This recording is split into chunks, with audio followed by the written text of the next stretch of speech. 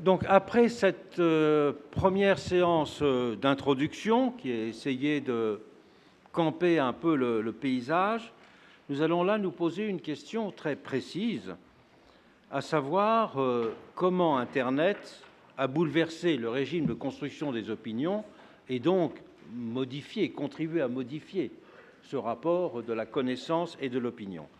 Pour traiter de cette question, nous allons entendre successivement Dominique Cardon et Romain Badoir. Dominique Cardon a eu une longue expérience de terrain, si je puis dire, des questions de l'Internet, puisqu'il a appartenu pendant une vingtaine d'années pratiquement au laboratoire d'Orange.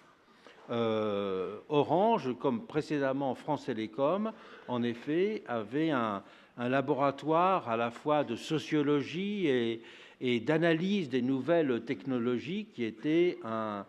point très important de cristallisation de la réflexion sur les nouveaux outils et les nouveaux médias qui étaient en train de se mettre en place.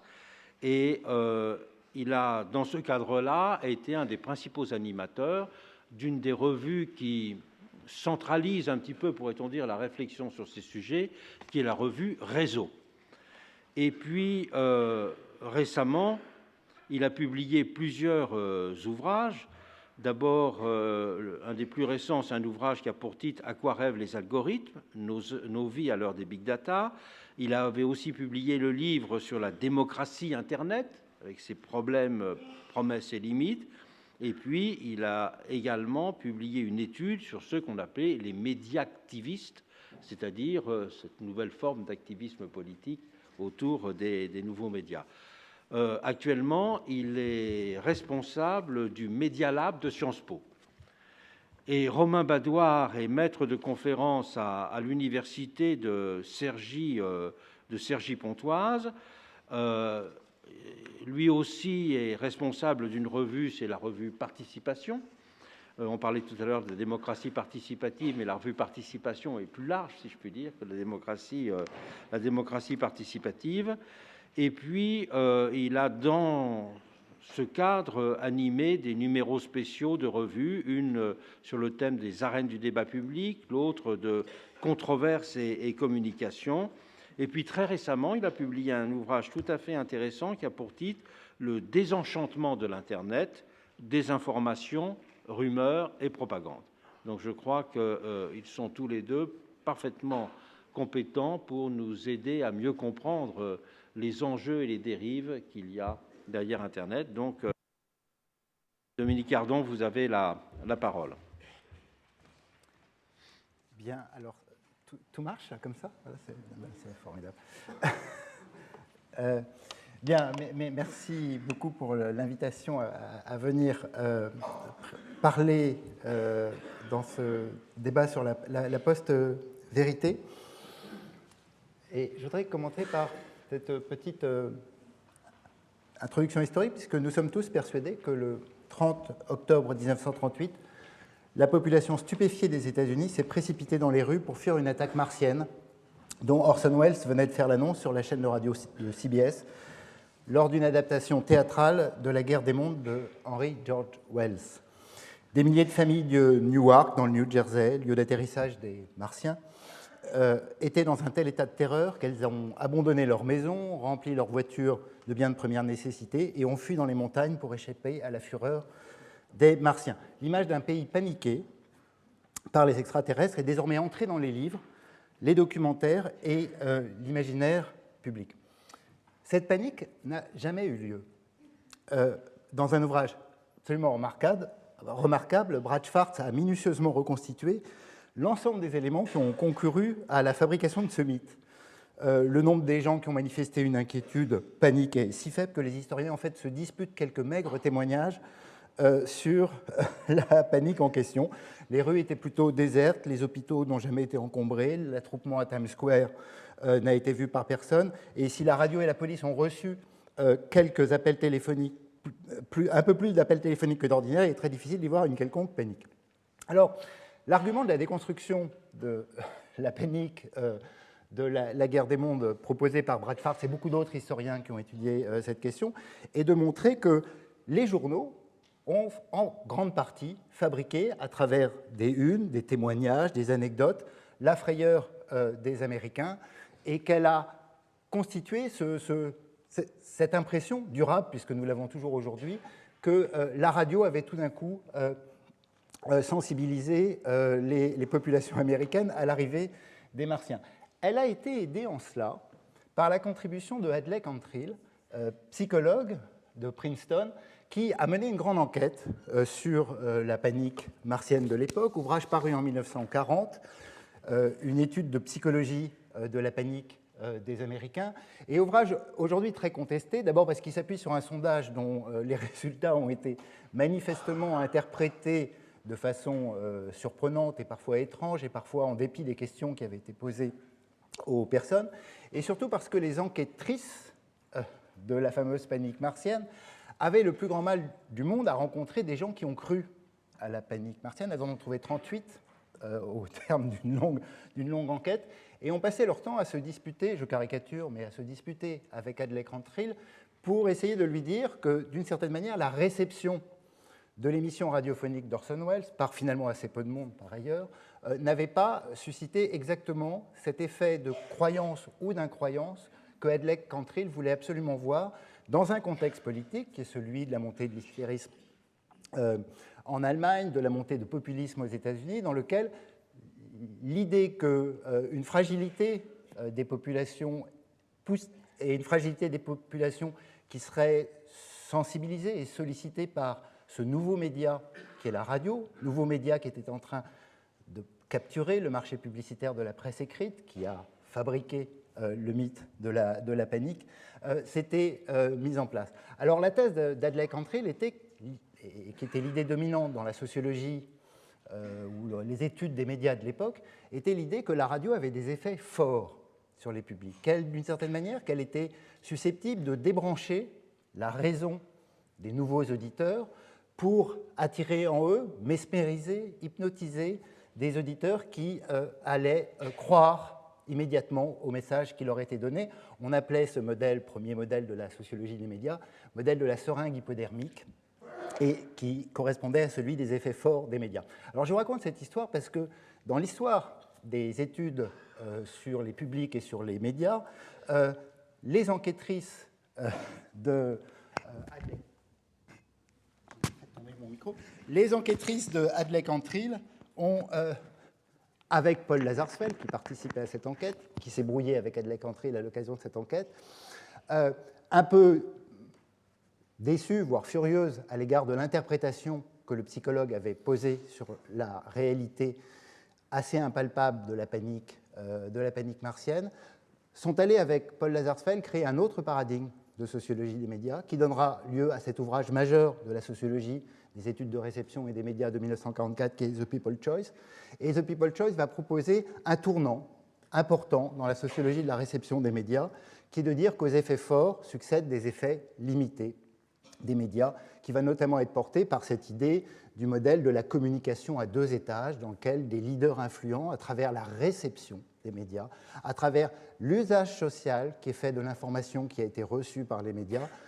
est interprété, critiqué, remobilisé et approprié par les publics. Et on est entré d'une certaine manière dans le paradigme qui est devenu dominant dans la sociologie des études des médias et de la réception, qui est celui des effets faibles ou limités des médias. Alors, cette introduction me invite à se demander si nous ne sommes pas tous un petit peu en train de rejouer la guerre des mondes dans le débat sur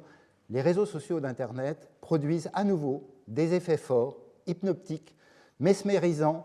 des auditeurs à la raison vacillante et croyant immédiatement aux nouvelles massives, nombreuses, fausses, trompeuses, qui sont calculées, qui sont diffusées aujourd'hui sur Internet. Alors, je voudrais essayer de revenir sur cette question, essayer de relativiser en partie cette idée que les fake news produisent des effets forts, en tout cas, sur les publics, et pour le faire, revenir d'abord sur deux propriétés des espaces publics numériques que je vais résumer de façon très, très rapide, simple et un petit peu naïve, mais pour essayer de faire entendre deux arguments qui s'entendent pas tout le temps de façon évidente dans les débats qui sont faits, débats qui partent de l'idée, absolument vraie, qu'avec Internet, nous sommes entrés dans une dérégulation du marché informationnel. Les producteurs restreints, limités, des médias traditionnels qui informaient un public silencieux, ne sont plus seuls producteurs d'informations, et nous avons désormais un nombre considérable, à travers des blogs, des sites web et les réseaux sociaux, de producteurs d'informations qui créent un espace beaucoup plus complexe, beaucoup moins lisible, et du coup interprété comme un espace incontrôlé et sauvage dans lequel toutes les informations pourraient circuler et être accessibles à tout le monde en même temps. Or, les deux résultats auxquels je voudrais être attentif, c'est d'abord que sur Internet, la visibilité le fait qu'une information est accessible ne signifie pas qu'elle est vue. Et sans doute projetons-nous beaucoup sur Internet une règle de raisonnement que nous avons formée dans l'espace public traditionnel de la presse, de la radio et de la télévision. Si une information est publiée, elle a immédiatement un public. Sur Internet, une grande partie, pour ne pas dire la moitié des informations, est une information qui n'est vue par personne et qui sont des informations mortes et silencieuses. Il y a une hiérarchie de la visibilité sur Internet qui est incroyablement forte, et ce point de structure essentiel de la hiérarchie de l'attention et de la visibilité sur Internet mérite d'examen quand on compare des comptes Twitter, par exemple, qui n'ont absolument rien de commensurable dans leur nombre d'abonnés. Le Monde a 7 millions, quasiment 8 millions d'abonnés sur Twitter. Soral a 31 000 abonnés sur Twitter. On compare des chiffres qu'on met souvent à plat sur le même graphe, qui en réalité montrent une attention du public et une visibilité de ces comptes extrêmement différentes. Il est évident que ce compte est un compte important de Twitter et qui a des effets, mais le rapporter aux comptes ou sites qui ont une visibilité haute sur Internet est évidemment se méprendre sur ces informations. Et puis le deuxième élément de structure que je voudrais rappeler sur la structure de l'espace public numérique, pourrait-on dire, moi j'emprunte toujours sa formulation à l'opinion et la foule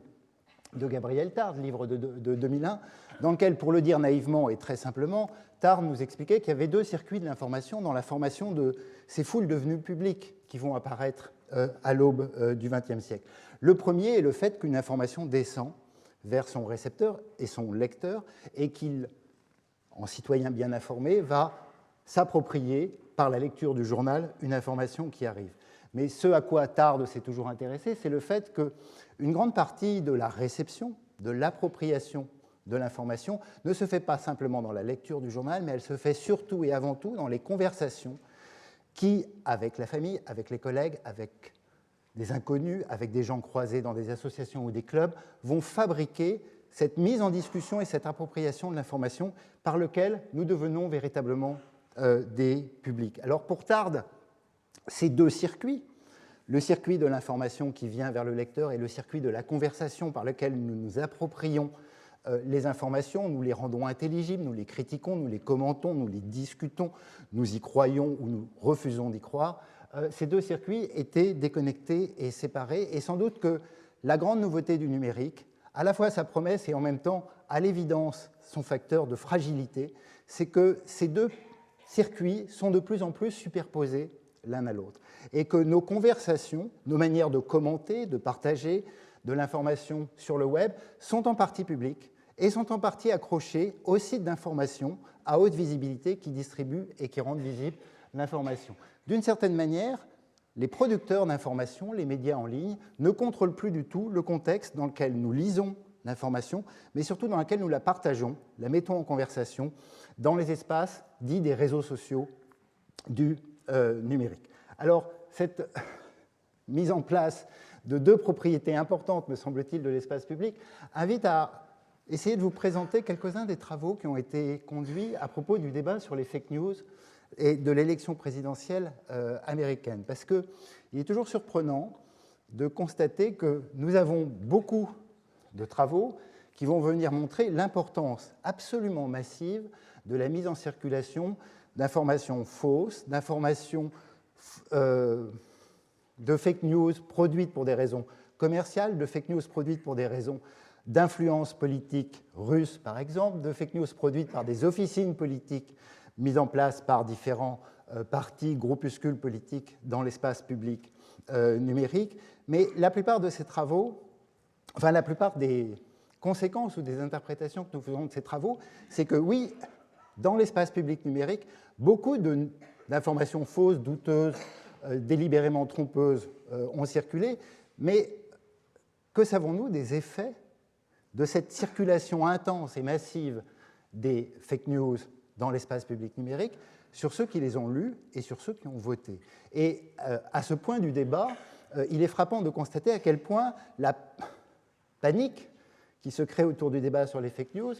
ignore à peu près totalement les effets qu'ont pu produire ces informations sur les personnes et remobilise, comme dans La guerre des mondes d'Orson Welles, un paradigme des effets forts. Si ça circule, s'il y en a beaucoup, c'est que ça a eu des effets, et cet effet est immédiat, massif, sur des esprits faibles qui auraient cru naïvement toutes les informations mises en circulation dans l'espace public. Alors pour revenir sur ce débat, d'abord montrer qu'elles sont effectivement massives, et elles ont été très nombreuses. Craig Silverman, dans BuzzFeed, sans doute a mis en forme les chiffres qui ont ensuite constitué tout le débat américain sur cette question, montrant notamment qu'à l'approche du jour des élections, le nombre d'informations fausses circulant sur Facebook était supérieur aux informations dites sérieuses circulant sur Facebook, et comparant pour ce faire le fait que des informations fausses sur Facebook avaient un niveau d'engagement qui était beaucoup plus fort que les informations faibles, les informations dites sérieuses sur Facebook. Ce qui a amené beaucoup de débats, qui a permis de construire dans le débat public cette idée que d'une certaine manière, pour certains journaux, et on entend encore cette musique assez fréquemment, les fake news ont fabriqué l'élection de Donald Trump et sa popularité. Alors je voudrais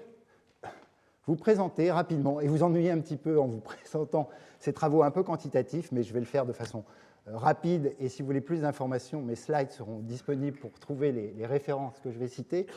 sur le fait qu'une partie du débat scientifique américain est étonnamment peu présent dans les discours publics, sont venus montrer que, sans nier le fait que, à l'évidence, cette circulation massive de fausses informations peut avoir à toucher des publics, a eu des effets sur certains types de publics, mais que leur prêter un effet massif est sans doute très largement erroné et qu'une grande partie de ces travaux viennent, d'une certaine manière, relativiser l'idée que les fake news ont eu des effets forts, en tout cas sur les décisions des électeurs américains. Ceci pour plusieurs raisons. La première, c'est que d'abord, les chiffres du numérique sont des chiffres qu'il faut toujours prendre avec attention parce qu'ils sont toujours immédiatement colossaux et monumentaux. Alors, Craig Silverman insiste pour dire qu'il y a eu 8 millions de partages de fake news sur Facebook. 8 millions, ça a l'air considérable et colossal. Ça représente 0,006% des partages faits sur Facebook par les Américains sur la période considérée. Donc, juste première relativisation sur les chiffres qui sont donnés. Une autre étude, très riche et très intéressante, antérieure à l'élection présidentielle, fait par David Brookman sur les effets de la publicité politique sur Facebook. Les auteurs de cette enquête, c'est un article très solide et sérieux de Political Behavior, étaient partis en faisant l'hypothèse que la publicité politique avait bien des effets sur les utilisateurs. Et ils doivent constater, ils le reconnaissent avec une très grande honnêteté dans leur papier, que en soumettant 2 échantillons et des échantillons représentatifs, pas des étudiants qu'on a pris dans la salle pour faire des enquêtes, mais des échantillons représentatifs des publics américains, l'échantillon qui n'avait pas vu la publicité, qui avait vu la publicité ne se rappelait pas plus des publicités politiques que celui qui l'avait vu. L'enquête qui fait le plus débat et qui a sans doute été le plus au cœur de cette idée qu'il fallait relativiser ou en tout cas faire attention au débat sur les fake news aux États-Unis est celle qui a été conduite par Hunt Alcott et Matthew Jenko, et tous les deux insistent, dans un travail assez original, sur le fait qu'effectivement, il est probable que tous les Américains aient vu au moins une fois, tous les Américains utilisant Internet, une fake news passer dans leur ordinateur ou leur téléphone mobile, Mais ce que montre l'enquête, c'est que seulement 8% de ceux qui l'ont vu ont cru à cette fake news. Et plus étonnant encore, ils avaient mis dans leur enquête un dispositif placebo, c'est-à-dire qu'ils avaient mis des fausses fake news. Et de façon surprenante, les gens qui se souvenaient et ont cru à des fake news se souviennent aussi et ont aussi cru dans la même proportion à des fausses fake news qui leur ont été proposées. Une autre enquête souligne, elle aussi, la massivité et l'importance du phénomène, montrant que ces fake news sont principalement des fake news qui venaient en soutien de la candidature de Donald Trump, mais elle montre, ce que l'on sait par ailleurs, que la concentration des lectures et des centres et des intérêts pour ces fake news est venue d'abord se polariser sur des électeurs très convaincus et très engagés de Donald Trump. 10% de l'échantillon des plus favorables et des plus engagés à Donald Trump représentent 65% des visites sur les sites de fake news qui ont été montrés aux Américains. Et puis un dernier point de relativisation dans ces travaux souligne le fait que les électeurs de Donald Trump, la plupart du temps, et dans un débat qui est assez classique aux États-Unis sur la polarisation politique des électorats, les électeurs qui sont les plus polarisés sont plutôt des électeurs vieux et qui utilisent peu Internet. Et donc l'idée que ce soit le numérique qui ait contribué à cette nouvelle polarisation des électorats aux États-Unis n'est pas démontrée, même si pour les plus jeunes, il y a évidemment une question qui mérite d'être posée sur cet aspect. Alors ces travaux, relativisant cet effet fort de l'information sur un individu, ont en revanche apporté des explications plus structurelles qui me semblent être importantes de rappeler dans ce débat. Alors je vais vite, là aussi, encore une fois. D'abord qu'il y a une baisse de confiance très forte, on l'a souligné en début de ce colloque, de confiance dans les institutions de confiance que sont les médias américains, et que cette baisse est particulièrement forte dans le camp conservateur. Autre résultat, plus troublant et à mon avis plus important dans toute explication de la transformation du paysage politique américain, c'est celui du paysage médiatique américain. Et quand on le représente via le numérique, c'est-à-dire à travers les liens entre les sites et les liens partagés entre les sites, on constate que les médias conservateurs américains ont perdu les producteurs d'informations centre-droit habituels qui dominaient le paysage politique américain et notamment qui était celui du Washington Post et du Wall Street Journal. Et qu'aujourd'hui, la galaxie médiatique et la galaxie médiatique des médias visibles aux États-Unis est dominée par Breitbart et par Fox News. Et donc il y a une véritable tension à l'intérieur de l'espace médiatique central américain dans lequel Fox News et Breitbart dominent cet espace médiatique. Autre résultat important, me semble-t-il, de ces travaux, est celui auquel les sociologues des médias sont toujours sensibles, parce que s'ils ne croient pas beaucoup qu'une information change le comportement d'un individu, ils pensent en revanche que la structuration de ce qu'on appelle l'effet d'agenda, c'est-à-dire la mise en ordre des thèmes principaux qui constituent les thèmes à partir desquels les électeurs vont devoir faire leur choix au moment du vote, joue un rôle important dans la structuration des préoccupations. Ces préoccupations sont fabriquées par l'agenda des médias et elles deviennent les préoccupations des lecteurs, auditeurs, internautes et électeurs par la suite. Or, ce que montrent beaucoup de ces études, et notamment celles menées par Yochai Benkler et Ethan Zuckerman, c'est qu'on a dans le débat public américain, à partir de tous les sites dont je viens de vous montrer la carte, le fait que la candidature de Hillary Clinton a principalement été écrite dans les médias visibles aux États-Unis autour des faits de scandalisation, notamment de la boîte mail d'Hillary Clinton, beaucoup plus qu'autour des enjeux politiques qu'elle portait dans la campagne, ce qui a étrangement été un tout petit peu moins le cas pour Donald Trump. Et de façon plus perverse, Duncan Watts, lui aussi un excellent chercheur dans le domaine, est venu montrer que les unes du New York Times mettaient beaucoup plus en avant les scandales touchant Hillary Clinton que ceux touchant Donald Trump et ne parlaient que très très rarement des enjeux politiques portés par les candidats. Ce qui invite à dire qu'il y a véritablement un effet structurel dans lequel l'espace médiatique américain a été réattrapé, on pourrait dire colonisé, par la galaxie Breitbart-Fox dans cette affaire. Et puis il y aurait un autre point de discussion de tous ces travaux, mais je ne vais pas le faire parce que je serais trop long dans cette affaire, autour de cette idée de bulle filtrante, qui était un débat qui court constamment les réflexions, les enjeux autour d'Internet, qu'a porté Kassenstein et Lee Pariser, cette idée que nous serions, dans les mondes numériques, que nous serions enfermés à l'intérieur d'une bulle informationnelle dans laquelle nous n'aurions pas accès à des opinions qui seraient adverses aux nôtres. Alors, tous les travaux, et là, il y en a une liste interminable, montrent que cette bulle est percée de partout. Et que, si l'on cherche à comparer par rapport à l'exposition aux médias traditionnels, de la radio et de la presse et de la télévision, nous avons accès à beaucoup plus d'informations et plus d'informations diverses grâce au numérique. C'est un fait structurel majeur. Ce qui n'empêche qu'en raison d'un facteur très ancien, et que Internet ne cesse de réanimer, mais il ne réanime que des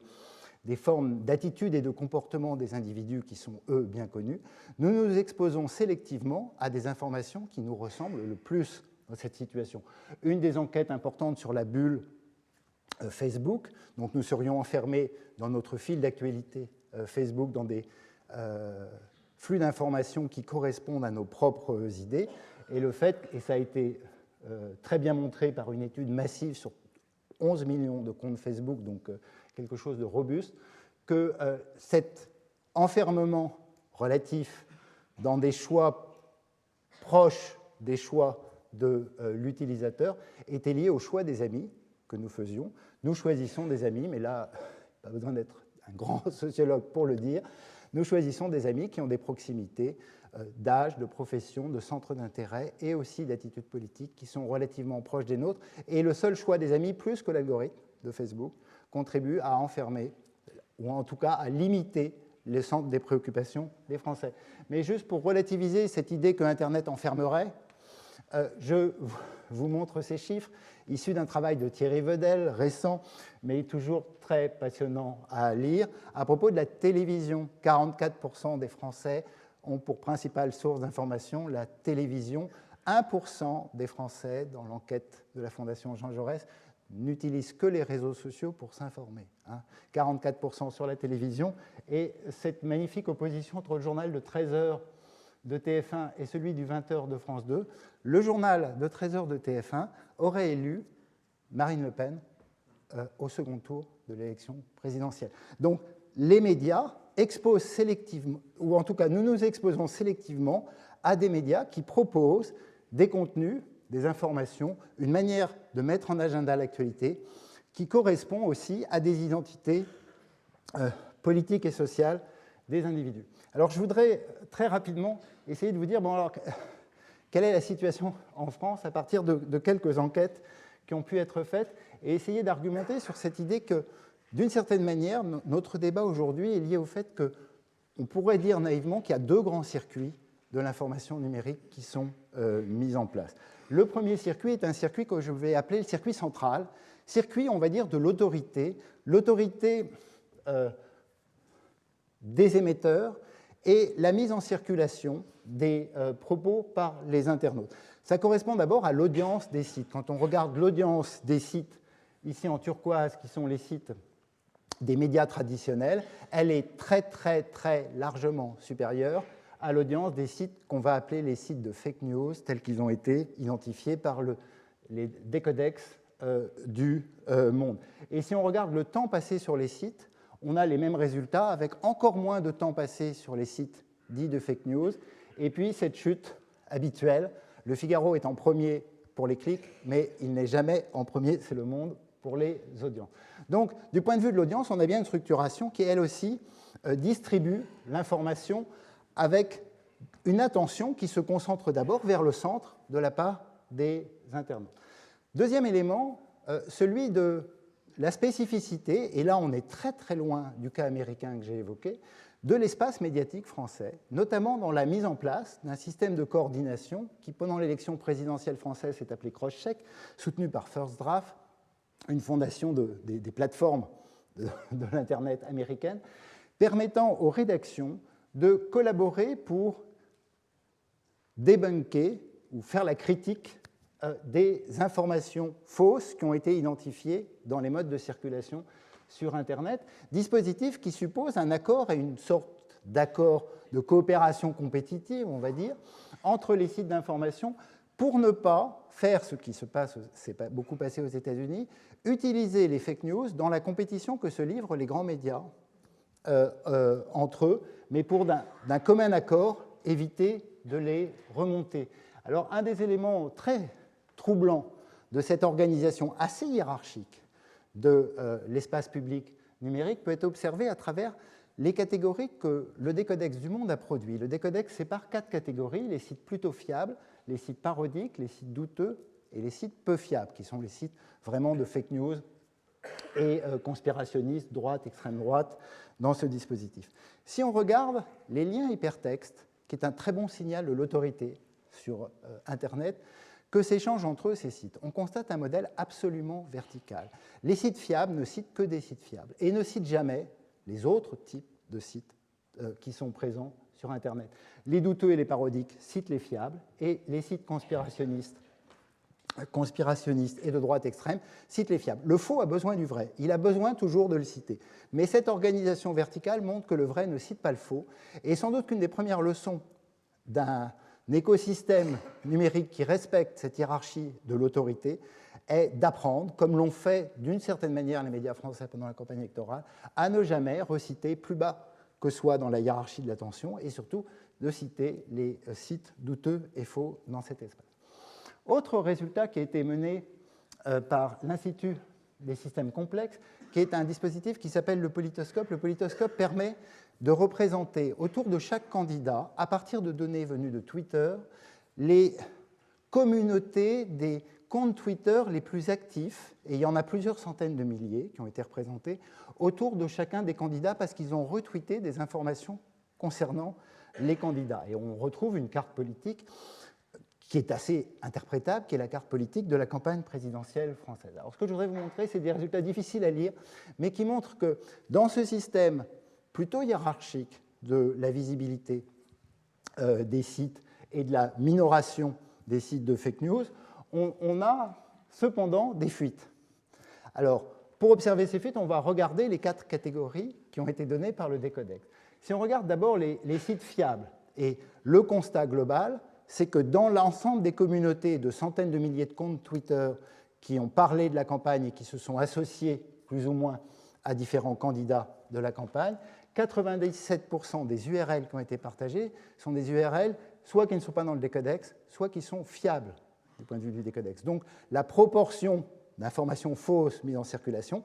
je vais vous la montrer, mais elle reste minime par rapport à la proportion d'informations fiables. Et quand on regarde la répartition entre les différents candidats de cette information fiable, elle est à peu près égale avec, vous le voyez, une petite faille autour de Asselineau et Marine Le Pen. Si on regarde les informations parodiques, qui est la trajectoire bleue sur ce graphe, on voit là pour le coup que Jacques Cheminade, les partisans de Jacques Cheminade, d'Asselineau, mais aussi de Jean-Luc Mélenchon, ont aussi partagé des informations issues des sites parodiques. Si l'on regarde maintenant l'information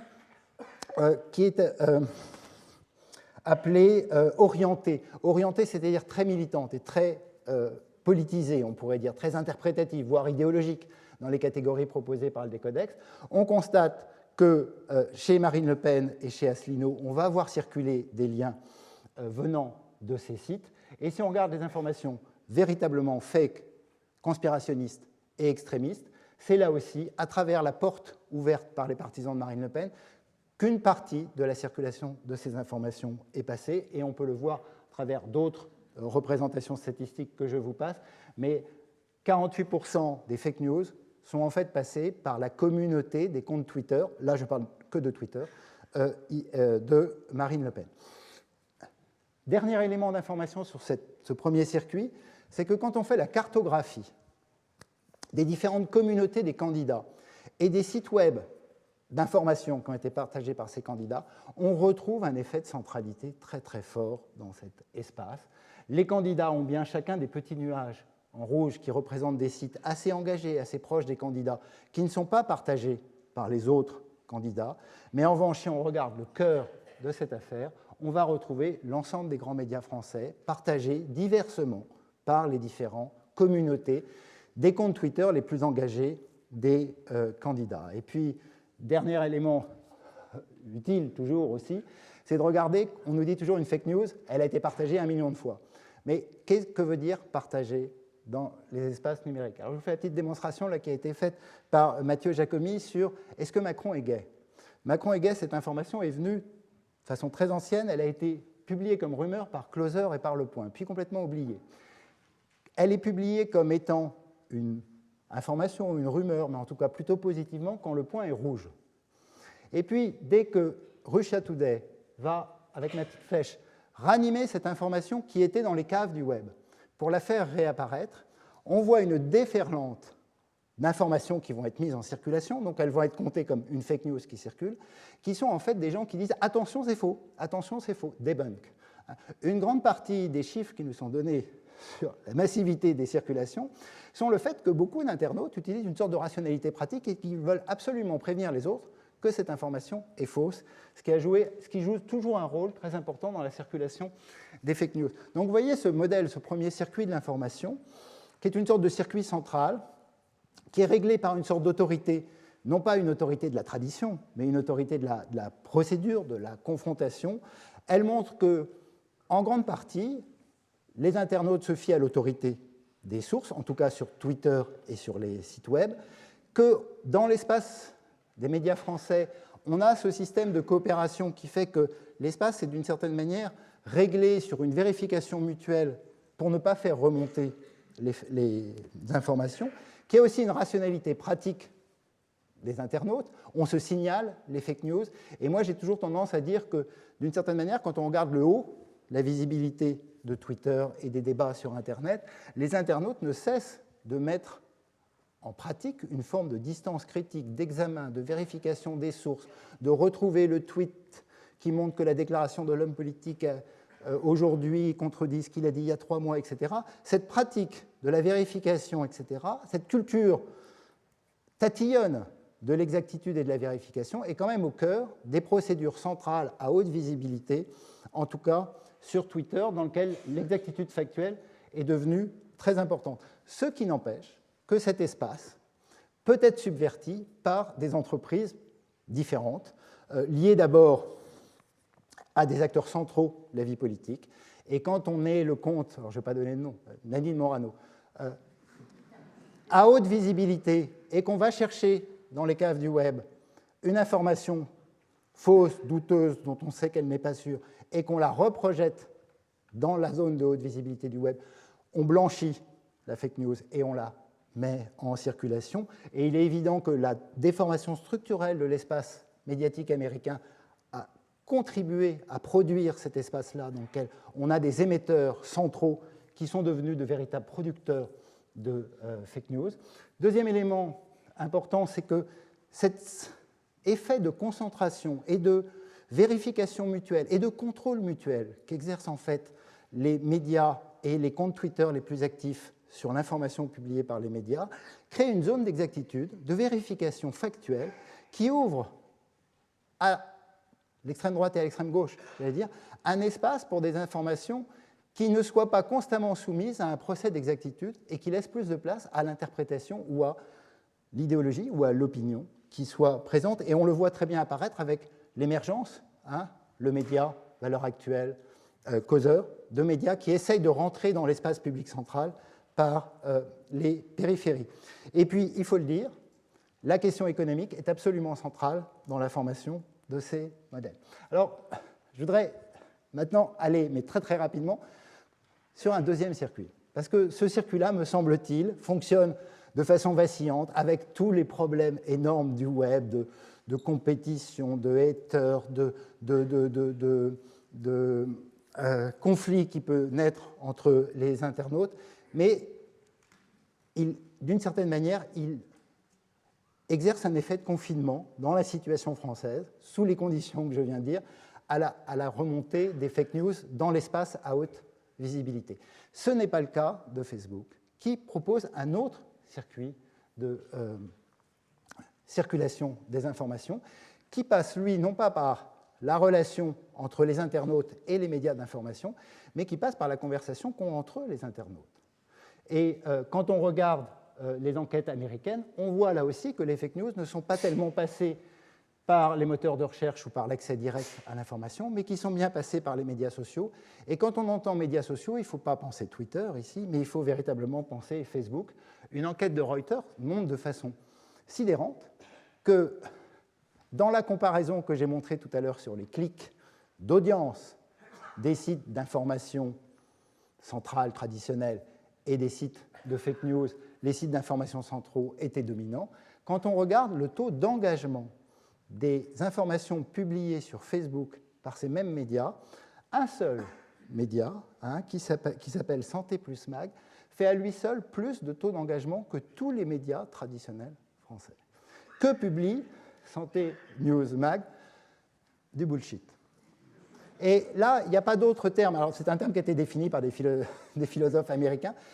Le terme de fake news est assez peu adapté dans l'idée de l'information délibérément trompeuse cherchant à orienter. Même si, sur Facebook, il est évident qu'il y en a beaucoup qui circulent et qu'il y a des officines qui travaillent à les mettre en circulation. Mais ce qui domine véritablement en termes d'engagement et d'audience dans ces affaires, ce sont des informations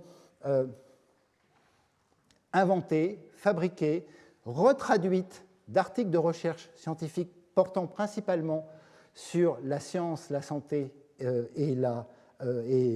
médecine, et qui est une... Bon, alors j'ose à peine vous les lire. Une femme augmente son QI en buvant du sperme, l'information ayant le plus circulé dans l'espace Facebook français aujourd'hui. Le compte de Santé Mag Plus a plus de 7 millions d'abonnés. Il y a très très peu de comptes sur Facebook. Je crois que l'équipe fait mieux, mais en France qui y parvient. Le Monde a 4 millions d'abonnés sur Facebook. On entre dans un espace dans lequel ce qui vient à l'internaute est un ensemble disparate, extrêmement mélangé, de proverbes, de blagues douteuses, de faits divers crasseux, de quiz, de rubriques sexistes concernant la sexualité, et aussi, pour certains de ces sites, de fake news dont certaines peuvent être produites de façon délibérée pour mettre en doute ou pour amener des thèses conspirationnistes, complotistes, ou en tout cas s'articuler à cette idée de méfiance généralisée à l'égard des institutions qui sont proposées. Je voudrais insister sur le fait que ce circuit, il suppose en fait un autre contrat de lecture et donc d'autres types d'études de réception dans cet espace, qui est véritablement de se dire que les auditeurs, les internautes utilisent ces informations comme des blagues, comme des provocations, comme des questionnements, comme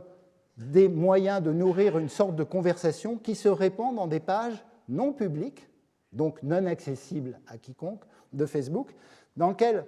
cette diffusion virale n'a pas de mécanisme de contrôle ou d'autocontrôle comme ceux que j'ai mentionnés dans le circuit central de l'espace public numérique, pour provoquer la contre-réaction, la vérification, le sourçage et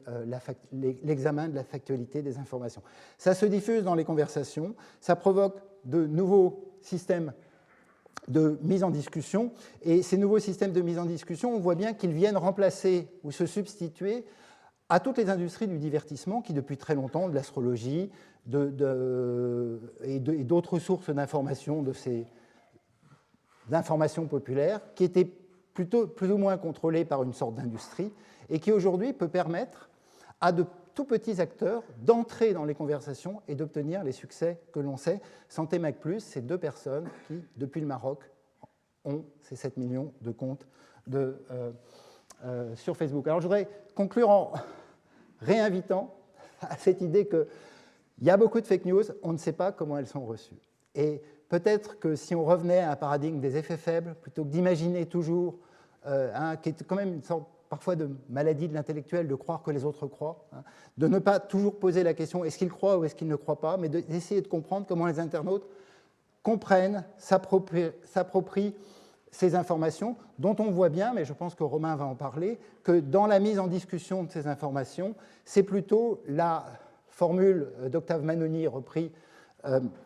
par Jeanne Favret-Sada qui s'impose, plutôt qu'un binaire « je crois, je ne crois pas », c'est un « je sais bien, mais quand même », ça va peut-être faire rire, ça va provoquer, ça va produire quelque chose dans les conversations qui sont mises en place. Et je voudrais finir en insistant sur la nécessité aussi dans ce débat de ne pas entièrement considérer le rapport individuel de l'individu à l'information, de l'individu à ses croyances rationnelles ou bien naïves, mais de remettre en place des éléments d'interprétation structurelle de ce débat, puisque j'espère vous avoir convaincu. On voit bien que dans le débat américain, c'est une véritable transformation de l'espace médiatique qui s'est mise en place. Je vous remercie.